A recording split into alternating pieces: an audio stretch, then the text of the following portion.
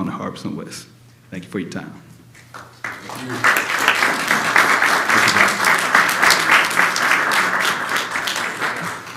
Every time I'm in that school, it never ceases to amaze me. They have, I mean, how those kids toe the line. You clearly didn't have Danielson in that class when I was 8 years old. It just wouldn't have happened. So, congratulations to all the work you do. Okay, Dr. Barb, you want to take up next? Sure. Tonight we have several community connections to announce. The first is a winter wellness series this at the Heritage at Lowman, and there are 2 more sessions in this series. One is on January 30th at 11 a.m., Relax and Breathe Mindfulness. The other is February 6th at 11 a.m., Cardio Drumming. These are free events. You're asked to reserve your spot with Beth McLean, and her phone number is on the bottom of this slide. The month of February, the Irmo's Black History exhibit will be exhibited at the Irmo Branch Library the entire month. It will be available for viewing during library hours. This is open to the public, and it's a good way to know your past and shape the future. There will be a community meeting at Friars Gate Park on Thursday, February 6th at 6 p.m. There'll be 2 presenters at that meeting, Valeria Middleton, the Oak Street Health, and Tina Stukes, insurance broker, to review different types of available Medicare coverage. They'll also be updating on code enforcement and policing activity, and all members of the community are invited. Health Fair 2025 will take place on February 8th from 10 a.m. to 2 p.m. This is a free resource fair, and it is being hosted by Grace, Shady Grove, and Salem United Methodist Churches. It'll be held at Grace United Methodist on Harbison Boulevard. On February 27th from 6:30 to 8 p.m., there'll be a drop-in where there'll be summer enrichment camp programs present to tell parents and students about various opportunities for summer camps in the Columbia area, across the state, and even some across the country. There's a variety of different activities that there'll be programs that can address children from as young as 4K through rising seniors. Save this date and go to www.page5advocates.com to find more information as this program gets developed. And this will be at Crossroads Intermediate School in the cafeteria. South Carolina Career Kids is holding a spring camp on April 14th through April 17th from 1 to 3:30 p.m.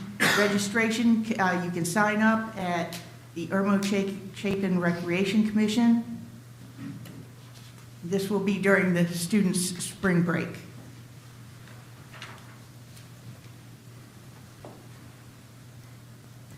The Palmetto State Arts Education is sponsoring Rising Stars. This is a showcase for artistically gifted and talented youth from across the state.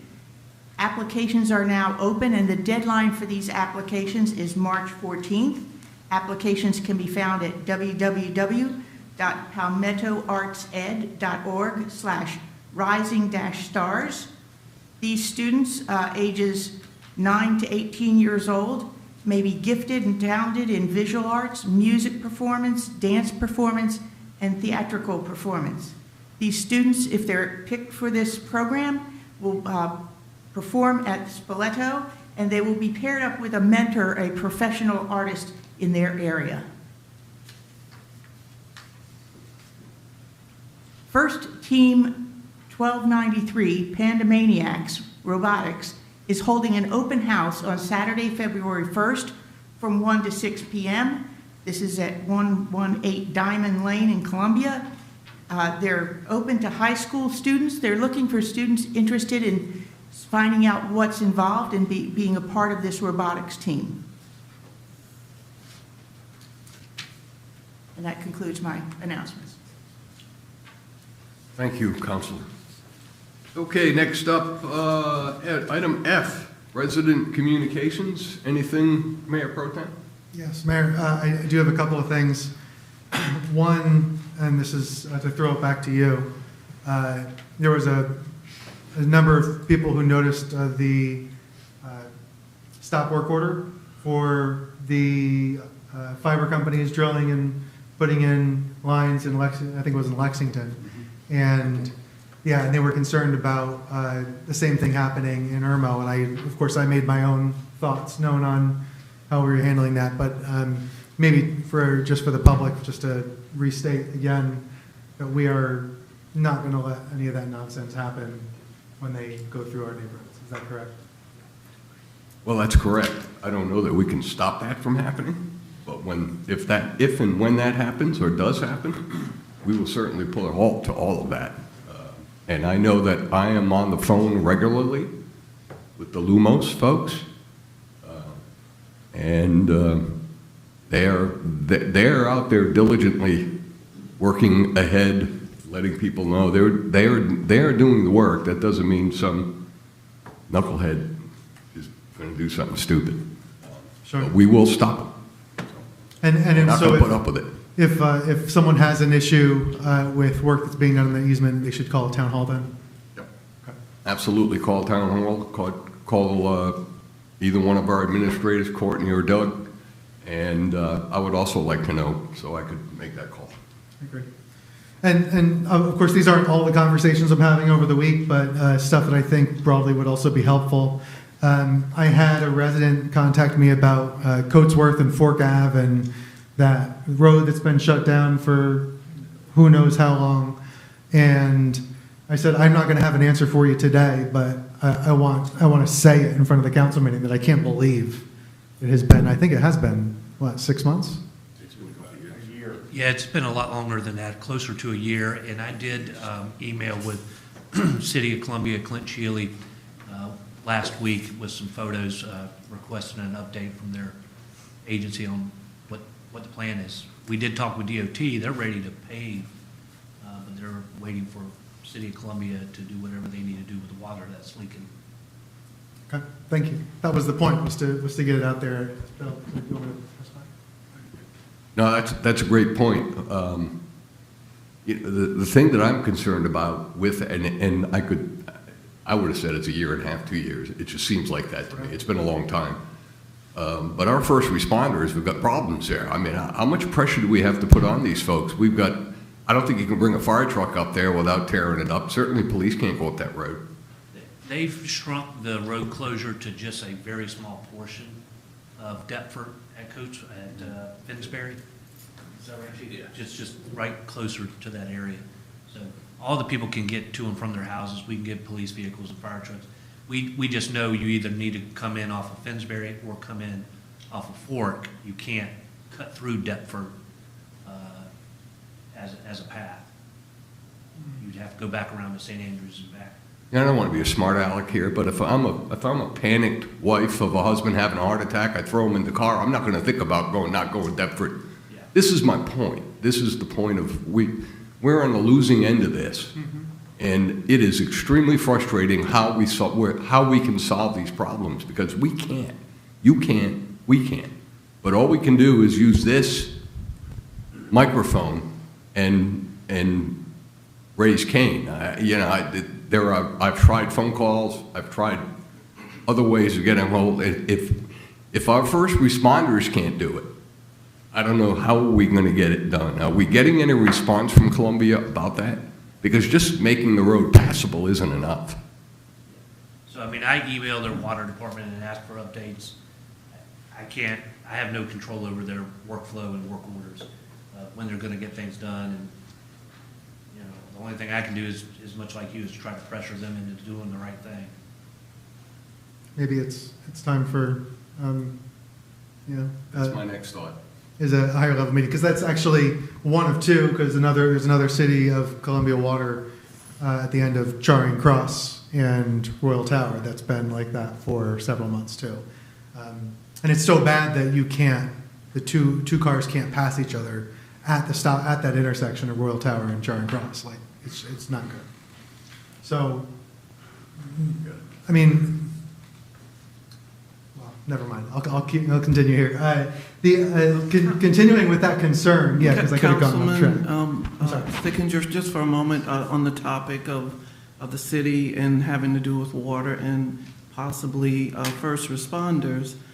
Just before this meeting, and I thankfully Courtney was a little, helpful to direct me on how I should respond. But I had Eastview Drive was out of water for a couple of hours. They might still be, and they did the right thing. They called the city. City says we're not doing anything.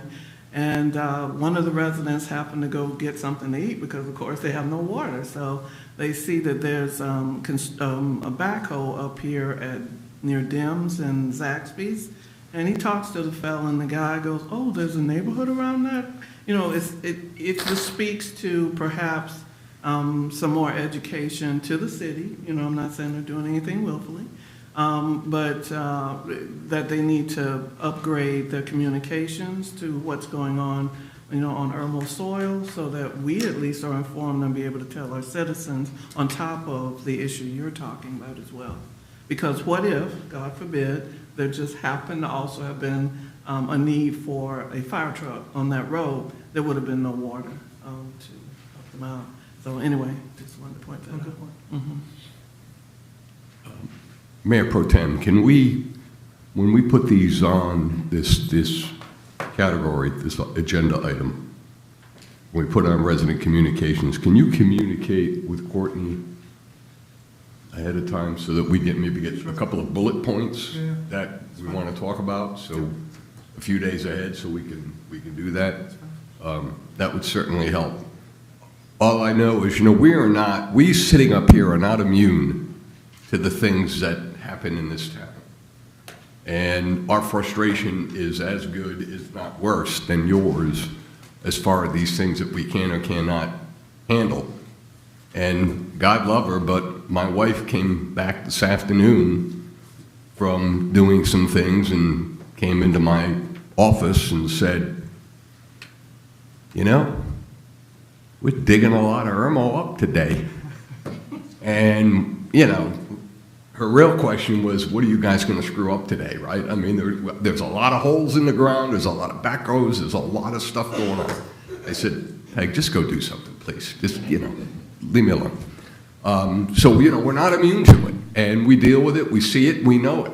So that's why we've got Lumos on speed dial, that's why we do what we can do. I can promise you they will be more reactive to a phone call than the City of Columbia. So, and you'd think with what's happened in LA, this water thing would be a major issue, right? Because you never know when it's going to hit the fan. I'm done. Okay, you all set? Yeah. Thank you very much. All right, next item up is our presentation by citizens. That's agenda items only. There's a long list of things here. Civility is the deal. You're allowed 3 minutes. When that red light comes on, you're done. I don't have anybody signed up for agenda items. Is there anyone who didn't sign up who would like to speak? Okay, come on up. Your name and address, and we'll go from there. Not that we don't know who you are.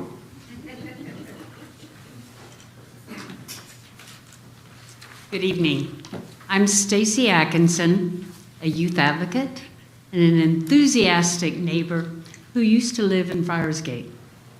I currently reside at 23 Sunrise Point, Irmo, South Carolina.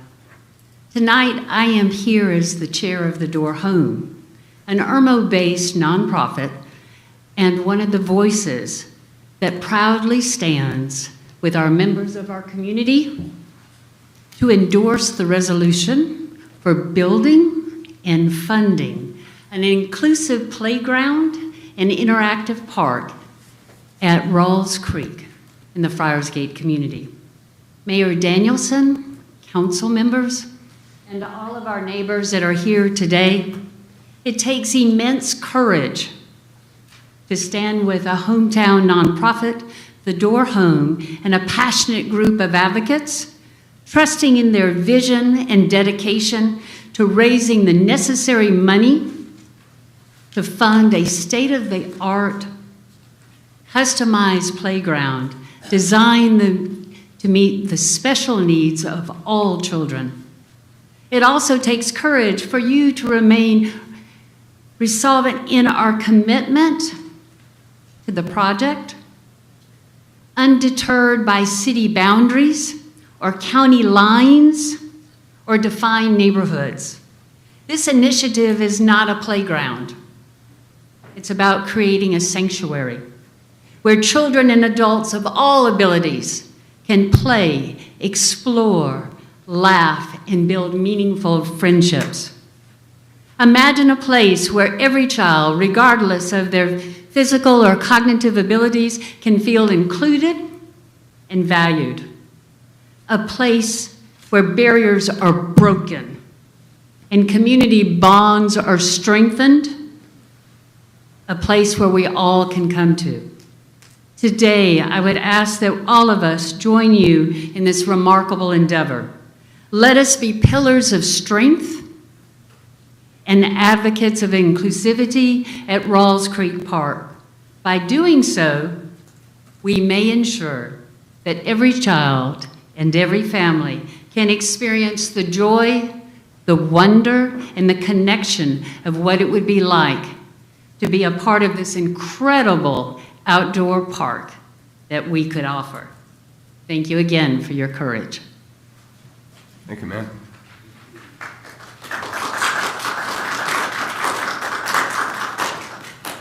My name is Jeannie Gravel. I am a graduate of Irmo High School. I currently reside in Dutchman Shores in Chapin, South Carolina, but I have a strong commitment to Irmo. I'm extremely active in Friarsgate Park, Irmo Little League. My husband coached one of the teams that was the USA runner-up for Irmo Little League a couple of years ago for the Junior League World Series. But I'm also the executive vice chair for the Door Home. And I echo what Stacy has said. It takes courage to step out and commit to a project like this. I'm stepping out in courage as a mother, but also as a financial advisor, because I see the opportunity for donors that could give to help meet our part of this endeavor. We know that it's a large commitment for the town of Irmo, but we are committed to raising the funds necessary on our side as well. We heard from Coach Knotts earlier how important sports are within a community. I mean, Irmo High School had a pretty amazing football season as well. That doesn't happen in a community where people are not involved. Friarsgate needs more park activity. We need places where more children can go to a safe and welcoming environment. It's helpful to be within a community where families can walk to the park. My 11-year-old told me last night, and I may cry, we had a basketball game, Chapin versus Irmo, at home in Chapin. It was a heated evening in Chapin. But when I was tucking my 11-year-old into bed and saying prayers, he said, you know, what I love most is the nights that we all get to be together as a family and we get to see our friends from other schools. Because one of the students at Irmo is one of my son's best friends. They did jump ball together for the first time ever. So we need more opportunities for these kids to get out and play together and to grow and to build relationships so that they can be sitting in your seat 20 years from now. Thank you.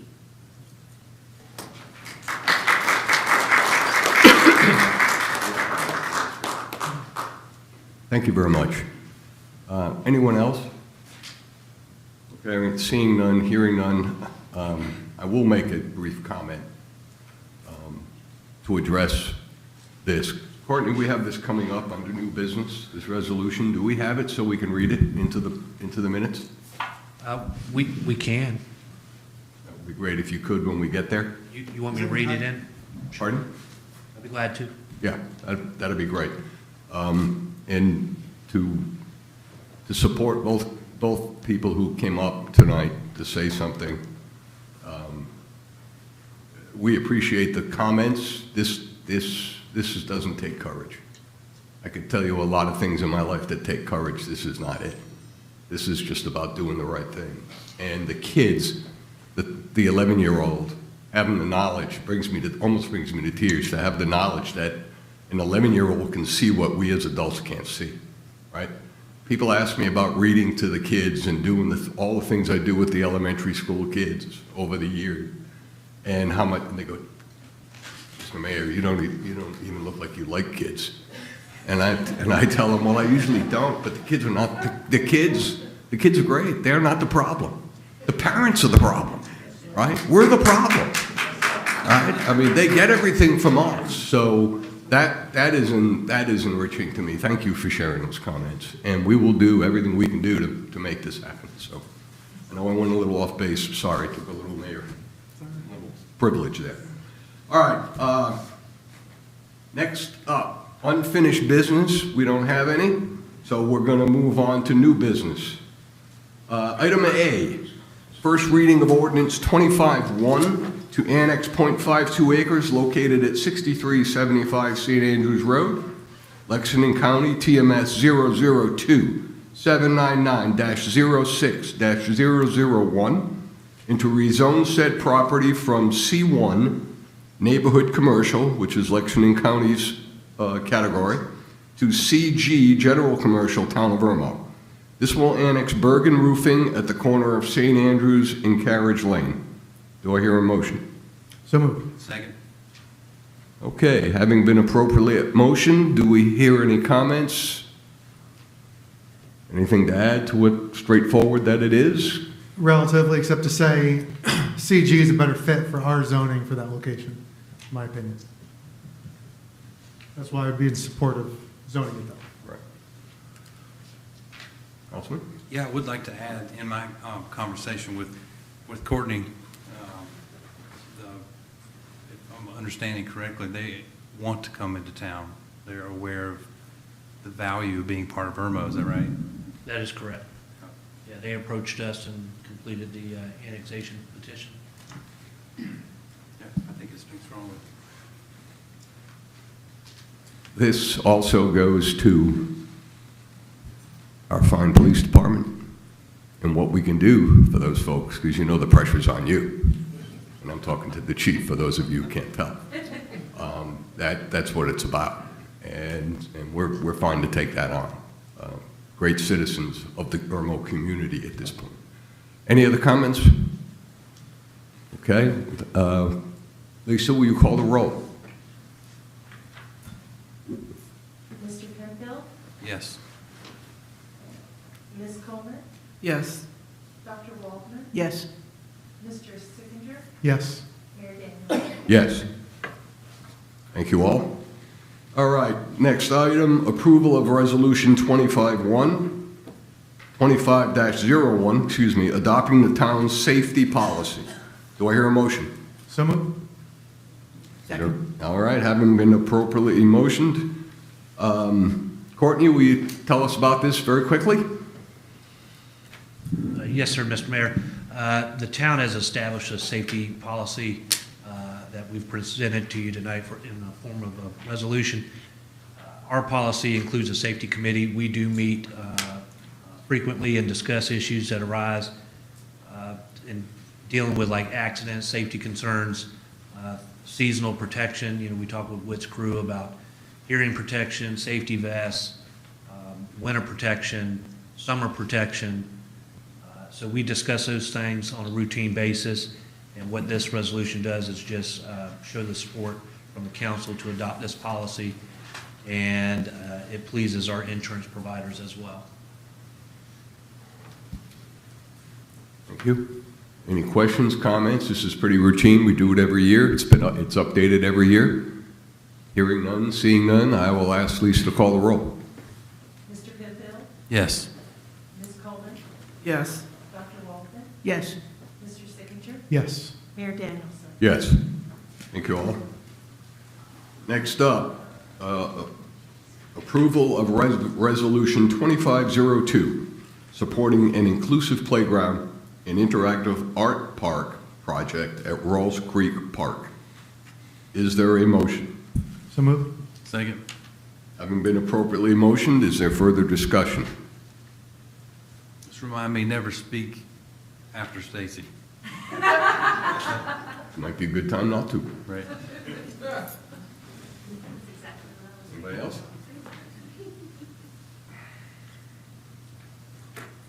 Okay, Courtney, can you read this into the minutes? I don't mind reading. Yes, sir, Mr. Mayor. Never mind, Courtney. I'm all warmed Mayor up. Pro Tem will read it. He's all warmed I'm up. all warmed up from all the whereases from earlier, so You want to do I'm it? ready to go, yeah. Oh, okay. Do you want me to do it verbatim, Mayor? Yes, sir. Please. A resolution of the Town of Irmo supporting the inclusive playground and interactive art project at Rawls Creek Park. Whereas the Town of Irmo recognizes the importance of fostering inclusion, understanding, and friendship among individuals of all abilities. And whereas the Door Home, an Irmo-based nonprofit organization in partnership with the Friends of Rawls Creek Inclusive Playground Council, has proposed the development of an inclusive playground and interactive art park at Rawls Creek Park. And whereas Rawls Creek Park, located on land leased by the Town of Irmo and from Richland County Recreation Commission, provides vital recreational and educational opportunities for children, families, seniors, and veterans in the surrounding the Friars Gate neighborhood and beyond. And whereas the proposed project seeks to create a state-of-the-art facility designed to meet national safety standards and accommodate children and adults of all abilities through inclusive, nature-based play and interactive art features. And whereas the Town of Irmo is committed to supporting this project by investing approximately $140,000 towards site preparation, park benches, irrigation, and landscaping with the Door Home and its partners, raising additional funds to finance playground equipment and construction. And whereas this initiative aligns with the town's goals of enhancing community well-being, promoting social inclusion, and revitalizing neighborhoods. Now therefore be it resolved by the Town Council of the Town of Irmo, South Carolina, should it pass, the Town of Irmo formally expresses its support for the Door Home and development of the inclusive playground and interactive art park at Rawls Creek Park. Town of Irmo commits to contributing $140,000 for site preparation, park benches, irrigation, and landscaping as part of its investment in this transformative community project. The Town of Irmo acknowledges the efforts of the Door Home, the Friends of Rawls Creek Inclusive Playground Council, and other partners in raising the additional funds necessary to complete the project. The town pledges to continue its collaboration with the Door Home and the Richland County Recreation Commission to ensure the successful implementation and maintenance of this project. The Town of Irmo encourages residents, local businesses, and organizations to actively support and engage with this initiative to create an inclusive and vibrant community space. Now, therefore, be it resolved, this resolution was formally adopted by a majority vote of the Irmo Town Council on the 28th day of January 2025, vote pending, of course. Thank you, Councilman. My pleasure. Okay. Lisa, will you call the roll? Mr. Penfield, Yes. Ms. Coleman, Yes. Dr. Waldman, Yes. Mr. Sickinger, Yes. Mayor Danielson. Yes. Okay, approval to amend the contract with LCK to perform the project management services for the new town hall project. This is brought to us by the staff. This will release LCK to proceed with Phase 2, executing the approved project for the new town city hall. Courtney? I'm sorry. I'll make a motion. Is there a second? Second. Having been properly motioned, Courtney? Yes, sir, Mr. Mayor. The town or staff's requesting approval to amend the original agreement with LCK. If you remember back in December of '23, we entered into an agreement with LCK to provide project management services for the new town hall build. They've almost completed Phase 1, and so this amendment wraps up Phase 1 and then opens up Phase 2. Phase 2 includes the coordination of construction, administration, contract compliance, and reporting on the project progress. It'll run from January of this year until June of '26. The fee structure is in line with what we originally agreed to.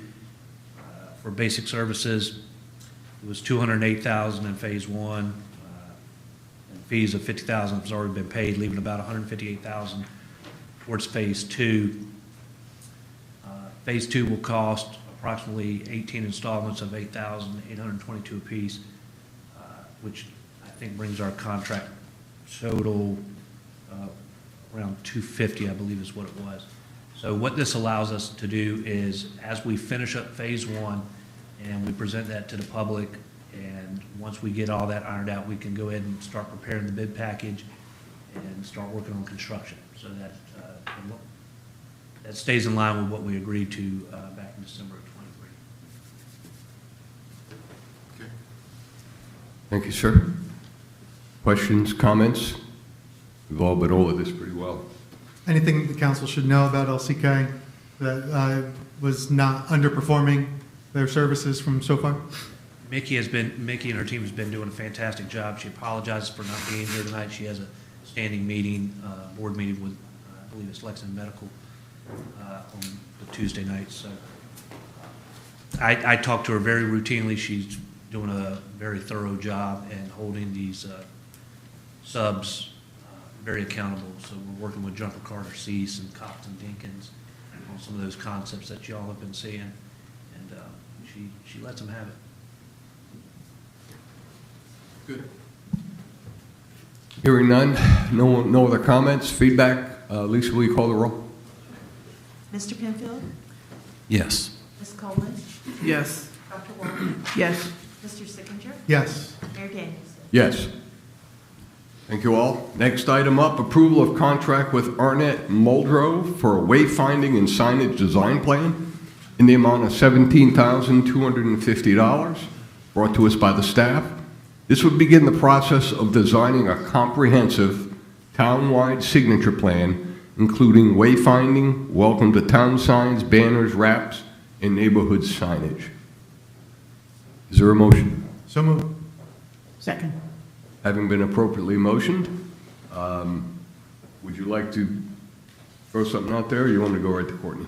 I know this is something This is something I'm you felt passionate really about. passionate Yeah. about. I want, So I'm turning to you, my friend. Thank you. So first of all, I want to point out that this is the result of request for proposal, and we got a lot of responses from that.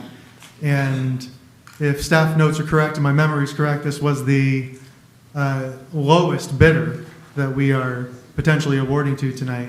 Which, when you get 30 plus, 40 plus responses, being able to go with the lowest bidder as a staff recommendation is an incredible thing, versus them having to tell us why we shouldn't pick the lowest vendor. What I really like about this wayfinding and why this is so important to me is because this is kind of the soft edges of the town where you don't necessarily notice distinctly a sign. It may not stand out to you, but what it adds to is the entire kind of complement of the work that's being done in the town to beautify it, to make it look better, to enhance the appearance and the perception of the town. It's these kind of wayfinding things that make the town feel more comfortable for visitors to get around, folks that are not as familiar with the town. That if I'm a new resident, I feel like I understand where I need to go. And for those who are just traveling through, it does kind of leave them with a better impression than bare metal posts in the ground and very generic signage.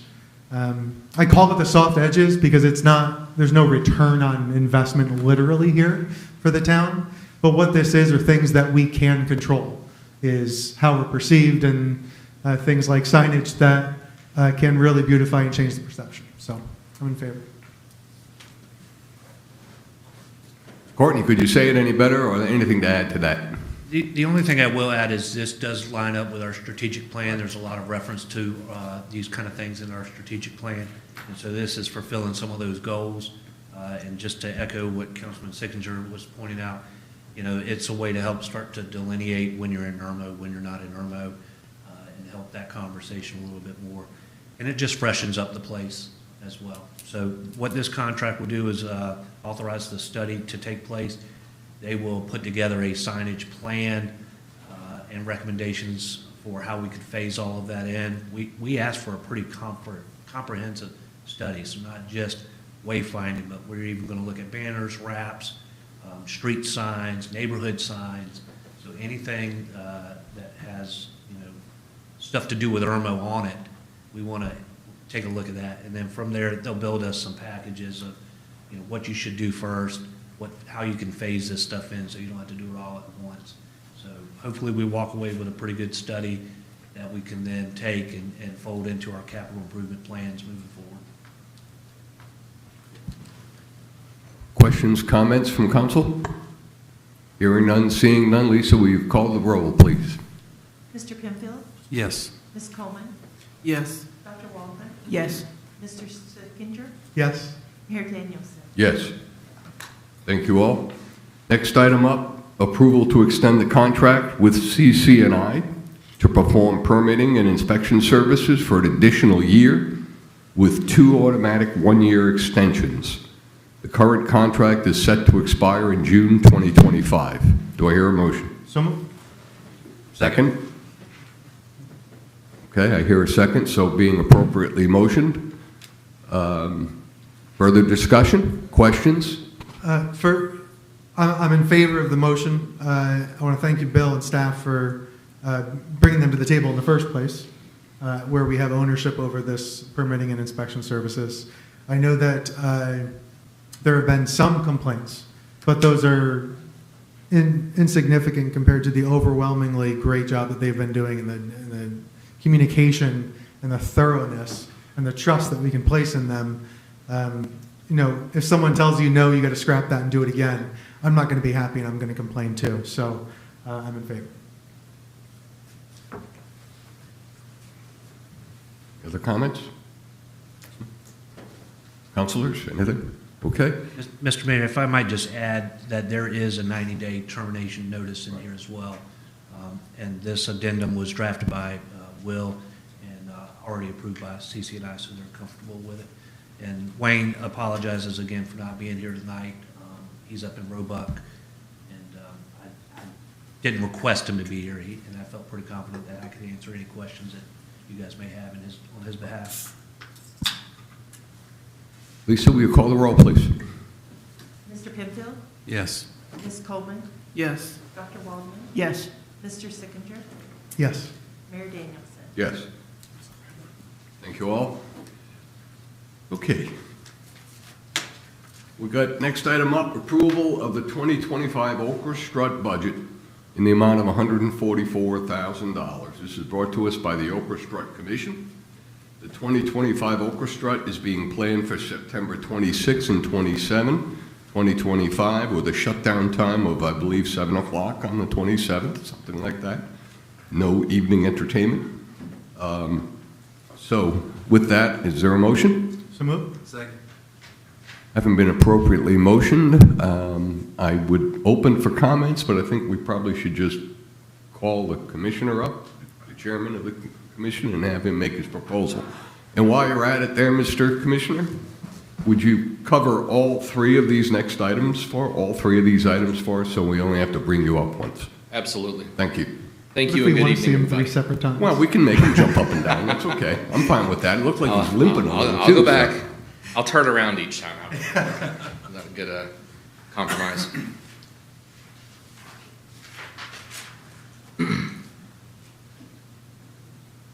So thank you for having me up here. Thank you for considering the Okra Strut. It is our signature event in the town. It is not only our only event, but it is a fun event, and I believe that it really helps add to the town.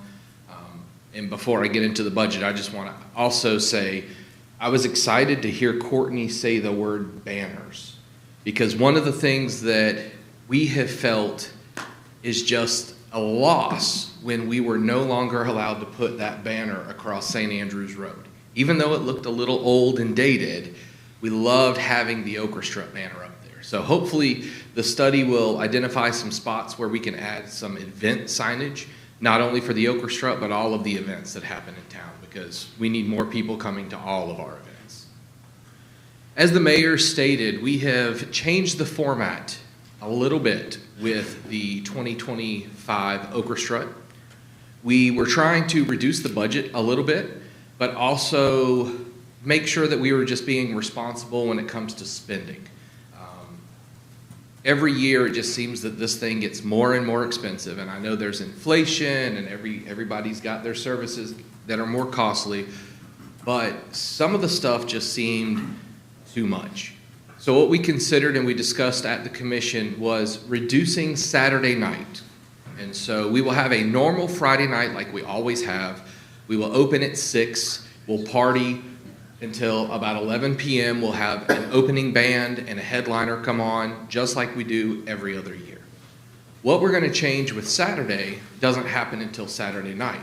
So Saturday morning, 9 a.m., we'll still step off with our parade down St. Andrews Road. Once that ends, everybody will come to the park and have a really family-friendly, fun day. We'll have entertainment throughout the day. We'll still have all of our community groups that we invite come and present. Our karate dojos will get to come and break some pieces of wood in front of all of the audience. We will have some smaller hired bands, such as, and this is not a promise, but such as we have in the past with Jazz Kisa, if you remember them 2 years ago, Rhythm 54. We've got a couple of bands like that that we want to bring in and have play on Saturday, but we will end the festivities at 5 p.m. And then that allows everybody to pack up, kind of move out. Budget-wise, it reduces our budget significantly. When I say significantly, I'm talking $30,000 to $40,000 worth of expenditures that we can reduce, at least. We're trying to make sure that the money we've put in front of you, we do spend wisely, and that we still keep everything lean. But that's why you see that budget a little bit lower than maybe what you were expecting to see. As you see in your packets, one night of entertainment can cost us $20,000, $30,000, sometimes $40,000. The commission's belief at the moment is that we do not generate any significant revenues or proceeds by staying open later. So even though we have another 2 bands play Saturday night in the past, it really doesn't do much for us as the orchestra, and for me, more importantly, it doesn't do much for our vendors. Because when that band goes on, everybody's at the stage. They're not buying food, they're not buying hats, they're not looking at scarves. And most of the vendors at about 6 o'clock, 7 o'clock on Saturday night are going, hey, Mike, when did you say we could start packing up? Do we have to wait until 10? And so this will be a great opportunity for us to try that out and see how that works. As far as the revenues are concerned on your budget, I took what we actually produced last year, and just as a reminder and a thank you, we had to refund the majority of that money. That's why you see the 2024 actuals looking very sad. Even though I will state that they're currently sitting just shy of $34,000, and that is, I believe, a final number. I'm looking at you because I think we have cut all of our refund checks that we've ever heard of. So that should be our final number after all of the refunds. I decided to, when we moved over to the revenue, be a little bit conservative. If any of you are, detailing and looking at what our budget is compared to what our budget was last year, or maybe what we sold in actually 2023, we did dial that back a little bit. One, because I think we'll have a little bit of hesitation. We'll have a few vendors that aren't quite sure if they're going to participate this year just because they're, they don't know if there's another hurricane coming. But also, I just wanted to be conservative when we built the budget out. If we go over our revenues, great. But I want to make sure we can at least meet them. If you look at this, it includes approximately $22,500 in tax reimbursements. Those are the grants that we received from Lexington County. I forget their name, alcohol and festivals, Richland County hospitality tax, and then the town of Irmo's accommodations tax. And those are all reimbursement tax that come to us because of the festival, because of tourism. The rest of the money is actually generated through the sales, pre-sales of booths, actual day of sales, when we sell products, when we sell beverages, when we sell parking, and those types of things. Do you have any questions when it comes to the revenues? What percentage of refunds were given, or were there any benevolence? I didn't crunch that number, but I would say it's 98% were refunded, yeah. We probably had, off the top of my head, 6 parade people say just keep my money, which was either a $35 or $100 donation. And then there was one sponsor that we were able to keep, and then just a couple of vendors. So the majority of the money was refunded.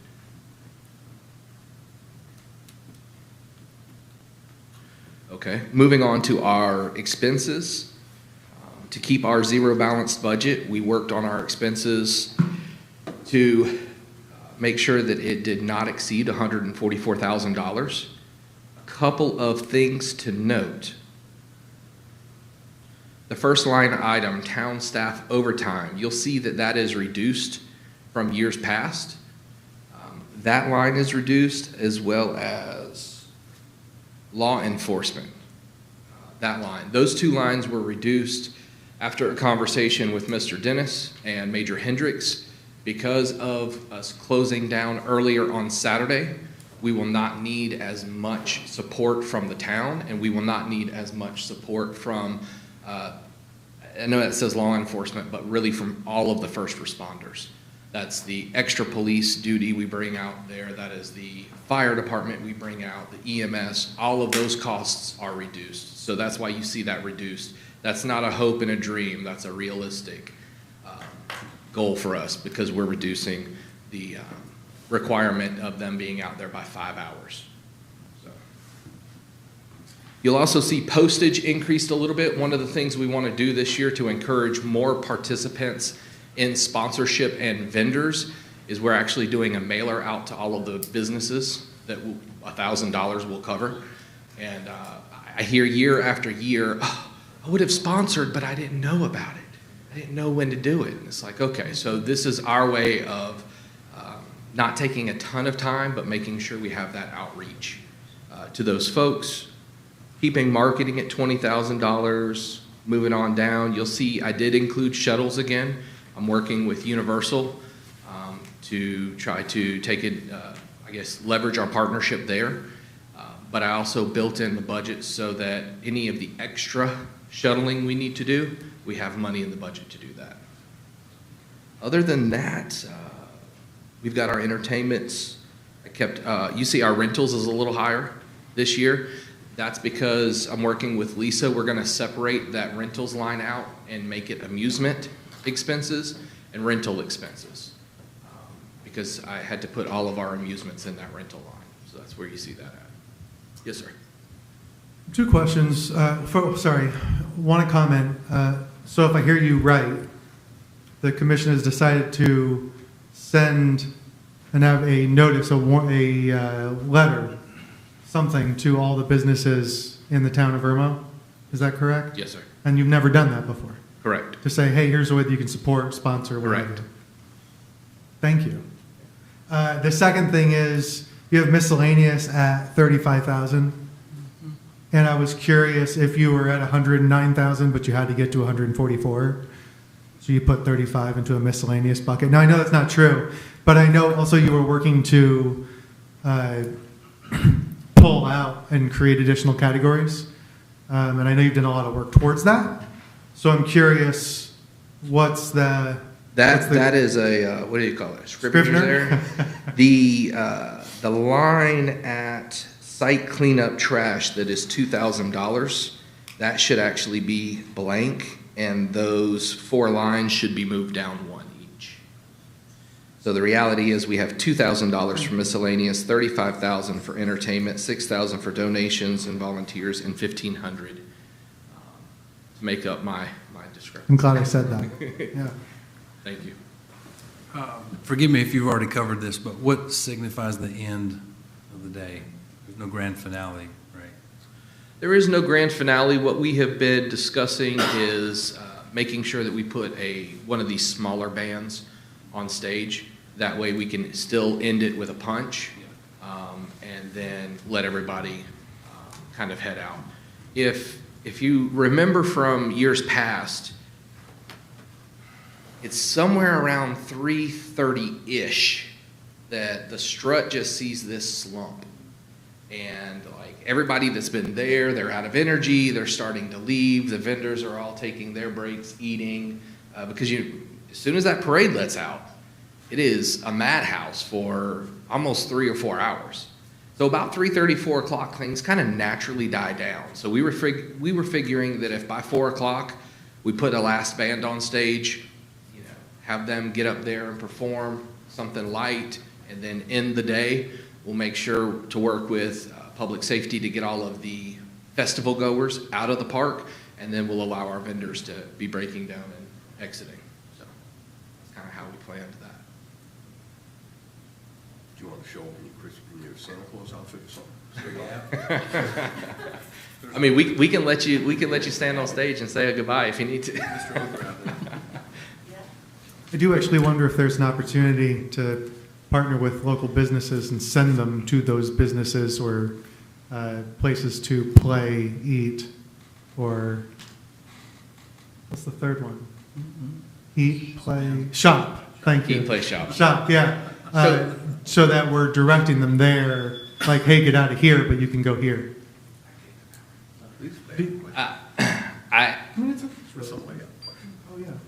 I like that idea. It is something that we started last year with a scavenger hunt. At the moment, it is open to 16 businesses, and I actually had a conversation with the individual that was responsible for it last year, and she's agreed to go ahead and make sure we solidify those this year. So if you know businesses or places that would be really excited to participate in that, it's really not a scavenger hunt. I mean, we have clues to where to go, but it's this bingo card.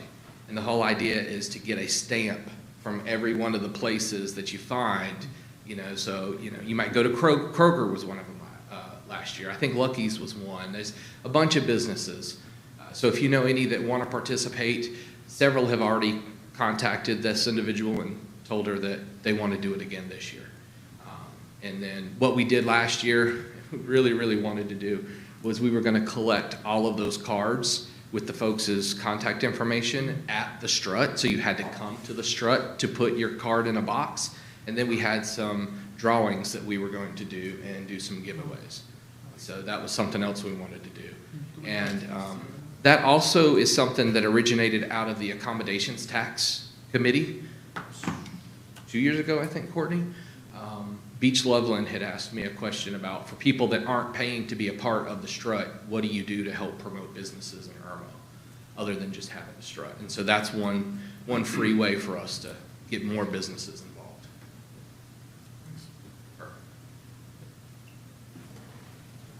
Any other questions on the expenses? And then I'll talk briefly on or at length on the contracts. Well, I just wanted to commend you on doing the analysis of where you see your break happening and you're not really it's not a return on your investment at that point, and making adjustments. I think that was a very smart move to make, and hopefully for everything we do, we'll do the same thing and just understand it's okay to end early. Doesn't really hurt anything overall. So thank you for that. And we want, this is it's a big team effort, so thank you. I'll pass that along. And we want what everybody wants, right? What's best for Irmo. Mm-hmm. And so what's best for Irmo on the weekend of the Ochre Strut is that people are coming out in a safe manner, having fun, and having as much fun as possible. But on the flip side, while I know this is not about the money, this is an opportunity for the town to fundraise, because we take all of this money and we put it right back into things that are the town. And so that's what I'm proud about, is making sure that we can do that and that we're being mindful of our budget when we do that. And we have a couple of contracts. First on your agenda is the root doctors. I actually had a commissioner bring a recommendation of a band. We put that on hold. We had a conversation with the entertainment booking agent that we typically use. They are self-proclaimed to be the largest in the Southeast. They are definitely very well known for their ability to put together really great festivals. And for our festival, we want to make sure that we have good music, but we also want to make sure we have some sort of name recognition because we need folks to come out. And we could do all of the ads on TV and internet and say, hey, we're going to have rides and we've got food, but all the other festivals have that too. So our music is really what draws them in. East Coast was able to put together a lineup of 2 bands. The first is the Root Doctors. I'm not sure that I need to explain the Root Doctors to anybody, except to tell you that their draw is always humongous at the Strut. Every time we have these folks come out, it is a big draw. One of the reasons is that they pretty much only do private events now. So you have to hire them out. They do a lot of weddings. They do a lot of private parties. They're not, I don't want to drop any names and accidentally disrespect somebody, but you know there are plenty of local bar acts that play gigs every weekend at the local places around. And because the Root Doctors really don't do that any longer, when they have a free event, people flock to that venue. Plus, they're really, really high energy. The second, they would be opening, and then the second act would be Cowboy Mouth, which y'all approved for last year's headliner. They want to come to Irmo. They actually reached back out and said, can we do 2025? And so our booking agent thought that the Root Doctors coupled with Cowboy Mouth would be a really killer combination and would get people out to the Strut. Root Doctors, I didn't mention this, come in at $6,500. Of course, that would be plus their rider. Their rider is pretty simple. I believe it was in your packets. We'll have them spend the night, so some hotel accommodations, which is great because then we get to pay back to the accommodations tax folks. But then Root Doctors is pretty simple. They want a few meals for their crew and their performers. Other than that, they're pretty easygoing. Some drinks is really what we've got to worry about with them. Cowboy Mouth is a little bit more expensive. They're coming in at $19,000 plus rider, and I want to make this very specific for the next point, plus backline feed. So this band does not travel with their instruments. They have the production company bring those. So when we talk about the production company in a second, that number includes Cowboy Mouth's instruments. So this $19,000 covers Cowboy Mouth. Their rider is going to be a little bit more expensive. Their hotel rooms, they want a full meal before their performance. And then some of the little items that are on their rider are just a little bit more expensive. But it's something that we've been able to accommodate each year. Nothing's unreasonable. They're not doing any kind of $4,000 tequilas or whiskeys or anything like that. So we're able to accommodate what they're looking for. The third contract is with Custom Audio and Lighting. That is for $16,000. That's the contract that is going to be our production company. So they come in Friday, they set up all of the sound, they set up all of the lights, they run all of the sound and lights Friday night. They'll stay Saturday and run all of our community performances for us, and then they'll pack up and go home afterwards Saturday. So that $16,000 is for their labor Friday through Saturday. It also includes the instruments for Cowboy Mouth and making sure that they cover what's called the backline setup for Cowboy Mouth. The only extra money that will come out with Custom Audio is we'll have to pay for their hotel rooms for 2 nights. Otherwise, that $16,000 covers everything else. These 3 contracts have been forwarded to Will. If he looks surprised, it's because I sent him over to him about an hour and a half ago. But these are the same contracts that we have with East Coast Entertainment year after year. I believe they fixed several of the errors that Will has found. He's very, very diligent, goes through these contracts and lets me know where we need to go make changes. So I appreciate having that. that is our budget and our 3 contracts that we're asking for approval for.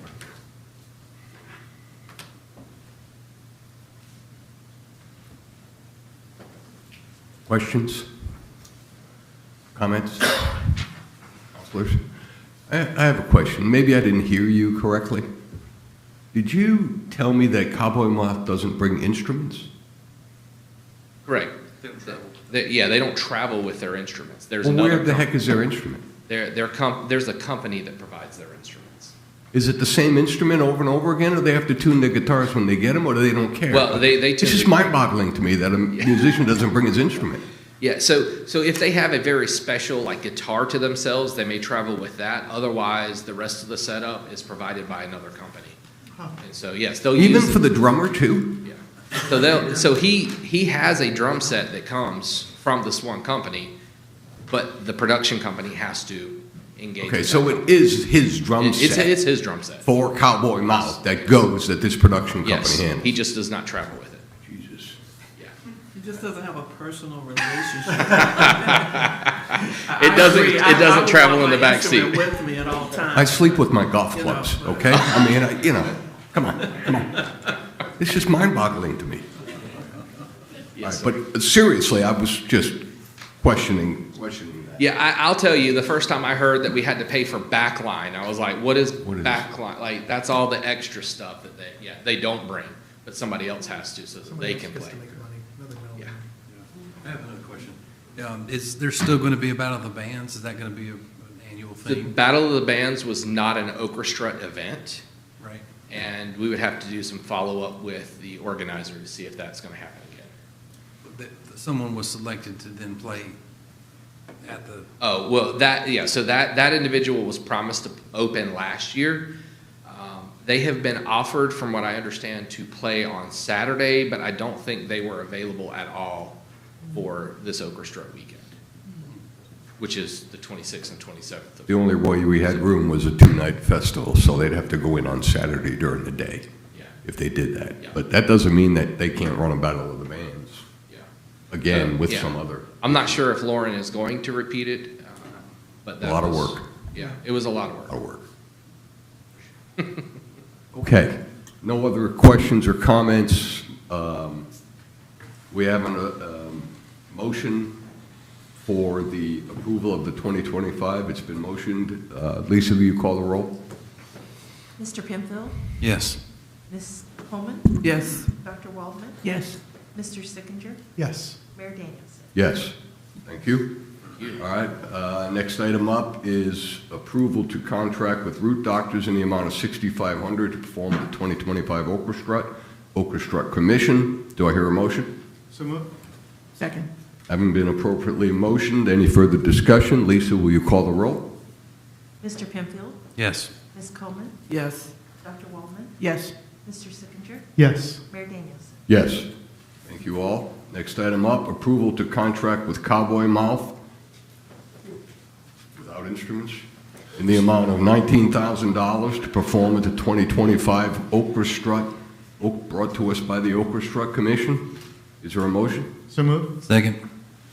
Having been appropriately motioned, any other comments, questions? Lisa, will you call the roll? Mr. Penfield, Yes. Ms. Coleman, Yes. Dr. Waldman, Yes.